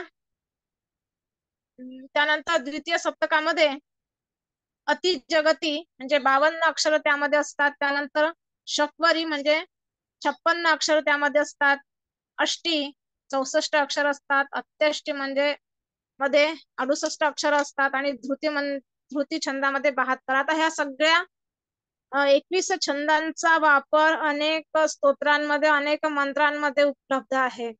तर आपण ह्या अंगाच्या दृष्टिकोनातून अभ्यास केला तेव्हा आपल्याला ह्या सगळ्या गोष्टी लक्षात येतील. तिसरं, तृतीय सप्तकामध्ये कृती नावाचा छंद आहे, त्यामध्ये 80 अक्षरांचा समावेश असतो. प्रकृतीमध्ये 84 अक्षरांचा समावेश असतो. आकृतीमध्ये 88, आकृती नावाचा जो छंद आहे त्यामध्ये 88 अक्षरांचा समावेश असतो. विकृती छंदामध्ये 92 अक्षर, संस्कृतीमध्ये 96 अक्षर आणि उत्कृतीमध्ये 104 अक्षरांचा समावेश.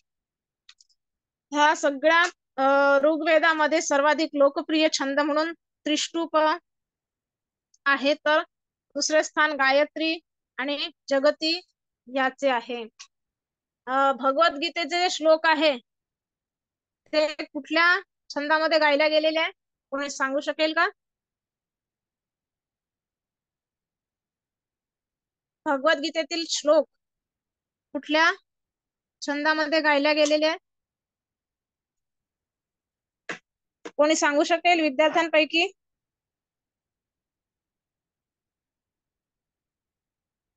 ठीक आहे, तुम्ही त्याच्यावर थोडासा विचार करा. आणि आपलं नीती शतकम नावाचं एक ग्रंथ आहे, शतक काव्य आहे. त्या शतक काव्यामध्ये सुद्धा काही श्लोक जे आहे ते श्लोक आपल्याला छंदांमध्ये आलेले दिसून येतात. माझा आवाज येतोय का वेखंडे सर? हो हो हो मॅडम, हो येतोय व्यवस्थित सुरू आहे. हा, समजते आहे ना? हो हॅलो. हो हो हो हो हो मॅडम, हो निश्चित. हा, आणि आता पुढचा जो अंग आहे तो निरुक्त अंग. वेदांत निरुक्तम श्रोत्रम उच्यते. निरुक्ताला वेदाचे कान म्हटलेले आहे. आता बघा, वेदांची भाषा कालांतराने समजणे कठीण होऊ लागलं, त्यामुळे शब्दांची व्युत्पत्ती, अर्थ सांगण्याचं शास्त्र म्हणून जे निर्माण झालं ते म्हणजे निरुक्त होय. वेदामधल्या शब्दांचे व धातूंचे संग्रह म्हणजे निघंटू व शब्दकोश होय. आता निघंटू यामध्ये शब्दकोशाची निर्मिती केली गेली किंवा धातूचे संग्रह, शब्दांचे संग्रह करण्यात आले, त्याला निघंटू असं म्हटलं गेलं. वैदिक समानार्थी व अनेकार्थी पदांचा व धातूचा जो सर्व प्राचीन उपलब्ध कोश त्याला निघंटू असे म्हटले गेलेले आहे.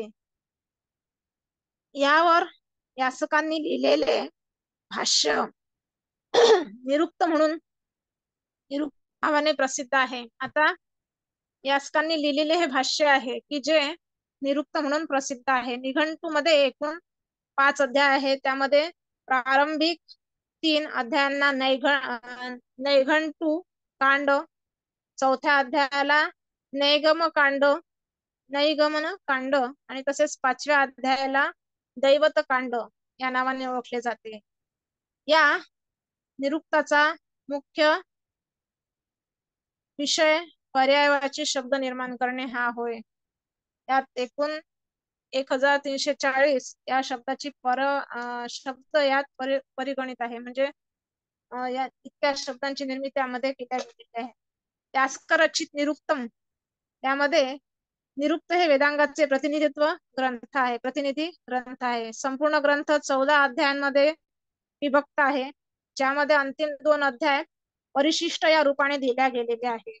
प्रस्तुत निरुक्तामध्ये नाम, आख्यात, उपसर्ग, निपाताचे लक्षण, भाव विकार लक्षण, पदविभाग परिज्ञान, देवता परिज्ञान, अर्थ प्रशंसा, वर्णलोप, वर्ण विपार्य विवेचन, संप्रसार्य व असंप्रसार्य धातू, अभिशाप, अभिज्ञा, परिवेदना, निंदा, प्रशंसा इत्यादी द्वारा मंत्र, अभिव्यक्ती, उपदेश व देवदेवतांचे वर्गीकरण केले आहे. यामध्ये वैदिक शब्द निर्वचन अतिरिक्त भाषा विज्ञान, साहित्य, समाजशास्त्र व ऐतिहासिक विषयाचे प्रसंगाला अनुसरून विवेचन केलेलं आढळून येते. यास्कांनी आपल्या ग्रंथात वैदिक देवतांना पृथ्वीस्थानीय, अंतरिक्ष स्थानीय आणि द्यूतस्थानीय या 3 वर्गांमध्ये स्थित केलेले आहे. अशा प्रकारे ह्या सगळ्यांचं वर्णन आपल्याला निरुक्त या वेदांगामध्ये आलेलं दिसेल. याचा अभ्यास आपण सगळ्या MA म्हणजे स्नातकोत्तर विभागाच्या विद्यार्थ्यांनी केलाच असेल. आता शेवटचं अंग म्हणजे ज्योतिष अंग. ज्योती ही म्हणजे चमकणारे आणि प्रकाशणारे म्हणजेच आकाशातले ग्रह गोल यांचे शास्त्र म्हणजे ज्योतिष्य शास्त्र होय. कोणता विधी करण्यासाठी योग्य वेळ, कोणताही विधी करण्यासाठी योग्य वेळ. आता बघा इथे मी काही सिम्बॉल दिलेले आहे. वेदांत ज्योतिष्य म्हणून एक प्रसिद्ध पुस्तक आहे, त्याचं हे प्रतीक आहे, किंवा ताराराशी, ग्रहमान ह्या सगळ्यांचं एक सिम्बॉल तिथे आपल्याला दिसतोय. आता इथे त्यांनी सांगितलेलं आहे की आकाशातले ग्रह गोल याचे म्हणजे प्रकाशणारे म्हणजेच आकाशातले ग्रह गोल यांचे शास्त्र म्हणजे ज्योतिष्य शास्त्र होय. कोणताही विधी करण्यासाठी योग्य वेळ, योग्य ऋतू कोणता हे ज्योतिष शास्त्रात सांगते. लगदाचा वेदांग ज्योतिष हा या शास्त्रावरील प्रसिद्ध ग्रंथ आहे. याचा काळ जवळपास 500 इसवी सन पूर्व मानला जातो. ज्योतिष्य वेदांगाला वेद पुरुष नेत्राच्या रूपाने स्वीकार केलेला आहे. ज्योतिषामयनम चक्षुष असं म्हटलेलं आहे. ज्या प्रकारे सर्व अंगाने युक्त असून जर मनुष्य नेत्रहीन असेल तर सर्व कार्य करण्यास तो अक्षम असतो, त्याप्रमाणे सर्व शास्त्राला जाणले असले तरी ज्योतिष्य शास्त्राला जाणणे हे महत्वाचे आहे. ज्योतिष्य हे एक महत्वपूर्ण वेदांग आहे. या सहाय्यतेने प्रत्येक मनुष्य जीवन अथवा प्रकृतीमध्ये घडणाऱ्या घटनेच्या आधारे पूर्वाभास करण्यास समर्थ असतो आणि त्यापासून मुक्त होण्याचा दिशा सुद्धा तो ठरवत असतो. वेदांग ज्योतिष कालविज्ञापक शास्त्र आहे. यामध्ये 4 वेदांवर आधारित काही पृथक पृथक ज्योतिष शास्त्र आहेत. त्यात ऋग्वेदातील ज्योतिष शास्त्र म्हणून आर्च ज्योतिषम हे शास्त्र प्रसिद्ध म्हणजे ज्योतिष ग्रंथ प्रसिद्ध आहेत. त्यामध्ये 36 पद्य उपलब्ध आहे. त्यानंतर यजुर्वेदातील ज्योतिष शास्त्र म्हणून याजुष ज्योतिष शास्त्र प्रसिद्ध आहे. त्यामध्ये 44 पद्यांवर आधारित हे ग्रंथ उपलब्ध आहे. त्यानंतर अथर्व वेदातलं ज्योतिष शास्त्र आहे. त्यात अथर्व ज्योतिषम 162 पद्यांवर आधारलेलं हे ग्रंथ आहे. आता ज्योतिष शास्त्राचे 3 स्कंध आहेत. त्यामध्ये सिद्धांत, संहिता आणि होरा हा होय. सिद्धांत ज्योतिषामध्ये सूर्य तसेच चंद्राच्या गतीचे गणित आलेले आहे. वेदांग ज्योतिष यामध्ये गणिताचा महत्व प्रतिपादन केलेलं आहे. म्हणजे खगोल केला गेलेला आपल्याला दिसून येतो. आता गणिताचा महत्वाचा भाग यामध्ये आहे असं म्हटलेलं आहे. तर एक तिथे व्याख्या आहे, एक श्लोक आहे. त्यामध्ये असं आहे की यथा शिखा मयुराणाम नागाणाम मनयो यथा तद्वत वेदांग शास्त्राणाम गणितम मूर्धानी स्थितम असं हा श्लोक या ठिकाणी प्रसिद्ध आहे की ज्या प्रकारे मोरामध्ये शिखा आणि नागामध्ये मणीचं स्थान सर्वात वरचे आहे, त्याप्रमाणे सर्व वेदांग शास्त्रामध्ये गणिताचं स्थान म्हणजे या ज्योतिष शास्त्रामध्ये गणिताचं स्थान महत्वाचं आहे. लगध आचार्य हे ज्योतिष शास्त्राचे म्हणजे मुख्य आचार्य आहे. लगधांचं ज्योतिष शास्त्र हे खूप प्रसिद्ध आहे. भारतामध्ये गणितीय खगोलशास्त्र असलेला ग्रंथ आद्य ग्रंथ म्हणून हा ओळखला जातो. यांच्या ज्योतिष ग्रंथामध्ये 5 वर्षाचा एक युग माघ शुक्ल आदी वर्ष, अयन, ऋतू, मास, पक्ष, तिथी, पर्व, नक्षत्र, अधिमास हे विषय प्रतिपादित केलेले आहे. आता एक सौर वर्ष म्हणजे काय, तर 366 दिवस म्हणजे एक सौर वर्ष आपण म्हणतो. म्हणजे आपल्या इंग्रजी कॅलेंडरनुसार 360 दिवस म्हणजे एक वर्ष आपण जसं म्हणतो तसं आपल्या प्राचीन काळाच्या नियमानुसार एक सौर वर्ष म्हणजे 366 दिवसाचा तो एक वर्ष होतं असं म्हटलं जात आहे. आता 5 सौर वर्षामध्ये म्हणजे 366 गुणिले 5 वर्ष म्हणजे 1830 दिवस त्यामध्ये येतात. एक युगात म्हणजे हे सगळ्याचं वर्णन त्या ज्योतिष शास्त्रामध्ये आलं आहे. एका युगात 62 चंद्रमास आणि 60 सौर मास यात आहे. तसंच यात 27 नक्षत्र, चंद्राच्या अवस्था, सूर्यांचे संक्रमण, ऋतूंची परिवर्तने या सर्वांचा पद्धतशीर परिगणन यज्ञाच्या निमित्तानं वैदिक ऋषीला काळजीपूर्वक करावा लागत होता. म्हणजे एखादा यज्ञ करायचा असेल तर ह्या सगळ्या ग्रह नक्षत्रांचा अभ्यास करून त्या यज्ञाच्या सगळ्या तिथा ठरवल्या जात आणि नंतर मग हे यज्ञ कर्म केल्या जातात. म्हणजे आपण जे म्हणतो ना की वेळ काळ का पाहायला जात आहे किंवा हे आता हे सगळं एक गणित शास्त्र म्हटलं गेलेलं आहे.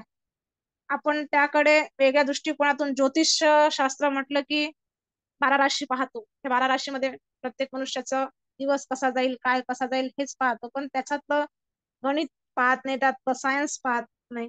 त्या सगळ्याच वर्णन, सूर्याचं संक्रमण कसं होतं, चंद्राची अवस्था कशा असतात, 27 नक्षत्र कसे असतात, या सगळ्यांचा अभ्यास ह्यांचा अभ्यास पूर्ण या ज्योतिष शास्त्रामध्ये आलेला दिसतो.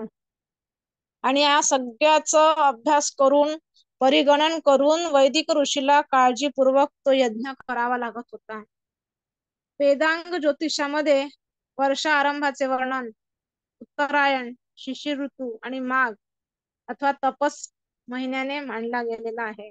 युगाच्या 5 वर्षाचे नावाचे वर्णन यामध्ये आपण म्हणजे संवत्सर याच्यामध्ये येतो, परिवत्सर, इदावत्सर, इद्वत्सर आणि वत्सर हे होय. तसेच आयन हे 2 प्रकारचे, ते उत्तरायण आणि दक्षिणायन असं आपण म्हणतो.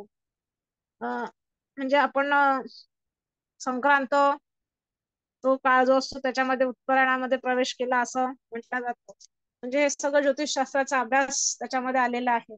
कालनिर्णय आपण बघतो, त्यामध्ये कालनिर्णयामध्ये किंवा कोणते कॅलेंडर आपण पाहतो तर भारतीय परंपरेनुसार पण असतं आणि ते इंग्रजी काळानुसार पण आपण ते बघतो. म्हणजे 12 महिने आपण जानेवारी, फेब्रुवारी, मार्च, एप्रिल हे सगळं बघतो. तसंच भारतीय संस्कृतीमध्ये सुद्धा 12 महिने पण आहेत, ते आपल्या सगळ्यांना माहिती आहे. माघ, फाल्गुन, चैत्र, वैशाख, ज्येष्ठ, आषाढ, श्रावण, भाद्रपद, अश्विन, कार्तिक, मार्गशीर्ष, पौष हे सगळे 12 महिने आहेत. त्यामध्ये 12 महिन्यांना विशिष्ट नावं आहेत. तपह म्हणजे माघ, तपस्य म्हणजे फाल्गुन, मधु म्हणजे चैत्र, माधव म्हणजे वैशाख. म्हणजे हे सगळे जे नाम उल्लेख आहे ते ज्योतिषशास्त्राच्या ग्रंथामध्ये आलेले आहे. शुक्र म्हणजे ज्येष्ठ, सूची म्हणजे आषाढ, नभः म्हणजे श्रावण, नभस्य म्हणजे भाद्रपद, ईश म्हणजे अश्विन, ऊर्ज म्हणजे कार्तिक, सहः म्हणजे मार्गशीर्ष आणि सहस्य म्हणजे पौष इत्यादी महिन्याचे वर्णन यात आपल्याला ज्योतिष अंगामध्ये आलेले दिसून येईल. तसंच 2 पक्ष, शुक्ल पक्ष आणि कृष्ण पक्षाचं सुद्धा वर्णन यामध्ये आलेलं दिसून येतं. तर अशा प्रकारे ह्या 6ही वेदांगाचं वर्णन किंवा परिचय मी आपल्या पुढे मांडलेला आहे. तर मी आशा करते की आपण सर्वांनी ह्या 6 वेदांगाची माहिती जाणून घेतली आणि आपल्याला ही माहिती निश्चितच म्हणजे कामात येईल किंवा तुम्ही अभ्यास याचा पुढे आणखी काही कराल या उद्देशाने तुम्हाला मी सगळ्यांना पुढच्या भविष्यासाठी शुभेच्छा देते आणि माझं आजचं हे व्याख्यान इथे थांबवते. आयोजकांनी संधी दिली त्याबद्दल तुमचा आभार व्यक्त करते आणि मी इथे थांबते. धन्यवाद.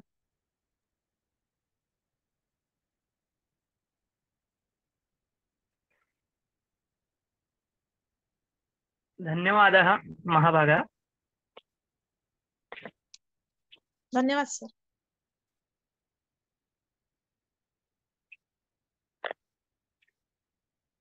सर्वेभ्यः नमो वाङ्मया प्रस्तूयते. संस्कृत भाषा संवर्धन व्याख्यानमालायाः 8मो दिवसोऽयम् उपसम्पूर्तिं समायाति.